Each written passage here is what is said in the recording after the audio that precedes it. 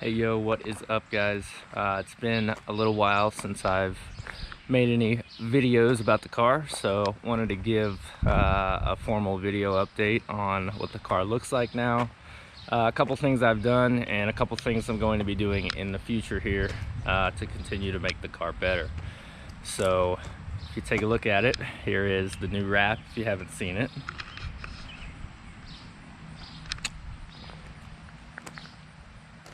And this is actually after an event, so it is a little dirty. It's got some wall marks on it. It's been through battle now, but yeah, still stoked on how good this wrap looks. The car actually did really well at the first event that it really did this year, and like I said, I'll show you some of the changes I've done and talk about some of the stuff we need to work on in the future. But yeah, just wanted to give you guys a solid look at this thing because I'm pretty in love with it. And you know, this design for me has it's been something I've been working on for a while, so to see it actually on the car and everything, it's really cool to, you know, see that kind of dream come alive. Yeah, I mean, this is probably the final, I'd say, rendition of this car. Hopefully it'll live a long life like this, and yeah, you know, this is everything that I had hoped it would be.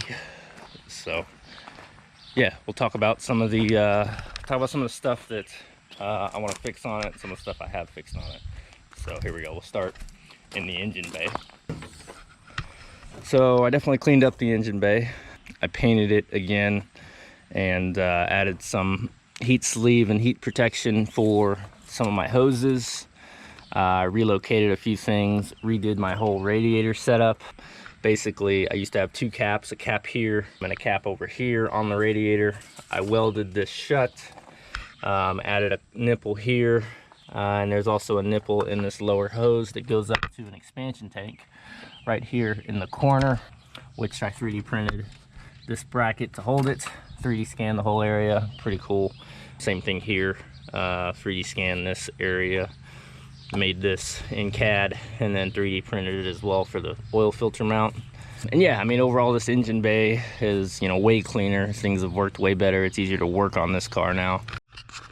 So the next thing that I plan to do is, so I 3D scanned all of this center console dash area, and I want to 3D print a really cool center console and dash, like the center bezel here, to replace what I have and what's down here, because right now I just have a really heavy-duty cloth covering this opening because I relocated my shifter. I changed to the shifter itself, which I'm not really a fan of, so I think I'm going to actually play around and remake this. But yeah, I want to make a really nice kind of 3D printed center console here to cover all this up and mesh with this hydraulic handbrake setup, make it all look pretty good. So I'm excited to play around with that 3D scan in the in CAD and see what I can come up with. I made a throttle stop I'm pretty proud of. So actually I 3D scanned the whole floor there, and I made this throttle stop, which looks like it moved a little bit now. Probably something I should look at, see if those bolts have come loose. But yeah, I made that throttle stop down there. That way, you know, I don't have any cable stretching issues, which I think is crucial for, you know, a lot of cars need to implement that in drifting that are cable driven, just because that happens even at high levels, at top tier levels, throttle cable issues, and that's one way to really kind of lower the risk of those types of issues. One of the other things that I did was I changed some of the geometry on the rear suspension. So looking at this rear toe link, for one, it's a larger and beefier rear toe link now, larger rod ends. Really, it's a much nicer setup. But the big thing that I did was this bracket, it used to mount right here, and this was the line.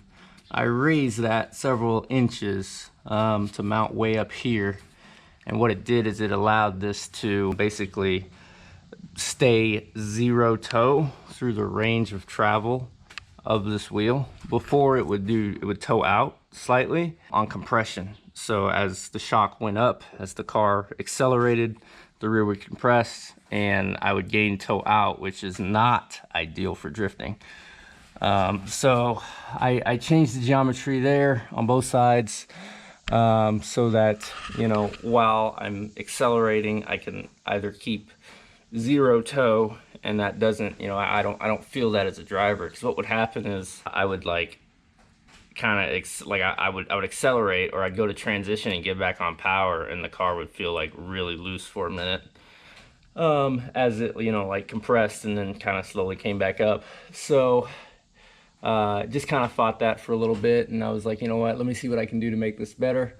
So played around with that, used a laser on the ground, basically marked, like, I tried it at different angles. I tack welded it here, there, you know, like up here in the middle and down low, to see which one would give the best results under compression. And then I would, like, you know, crank up on the shock, compress it, see where the line would be on the ground, mark it, and I just kept doing trial and error until, you know, I came up with basically as high as I could possibly get this, and still have room to get the bolt out and service it. So I'm really happy about how this turned out. The car definitely feels more stable.